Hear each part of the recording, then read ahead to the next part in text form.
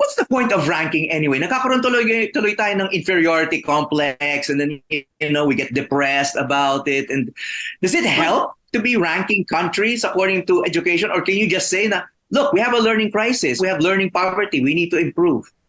To be honest, and this is my personal opinion, no, not representing anyone else in our organization, is that I feel that it has helped.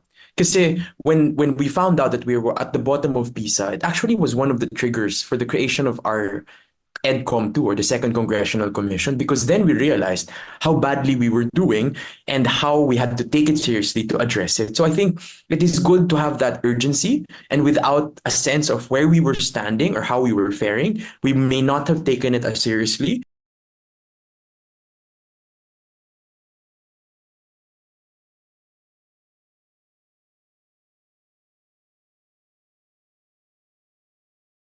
Just in a nutshell, ano ba yung EDCOM? What does it do? And why are Sure. you saying these Sure. things? So the first EDCOM was in the 1990s. It was the one that recommended that let's separate DEX to create DepEd, CHED, and TESDA. It said, let us have licensure examination for teachers. It said, let us prioritize early childhood. Let's create teacher education council. So in the education community, it's one of those pivotal moments in our history that showed that we resolved to act with conviction in reforming or changing how things were. And so when So people excuse me, realized how far back was this education commission? 1991, 1991. So it was 1991, no? So based on a lot of research, it recommended policy changes na yes, tinupad. na tinupad by law.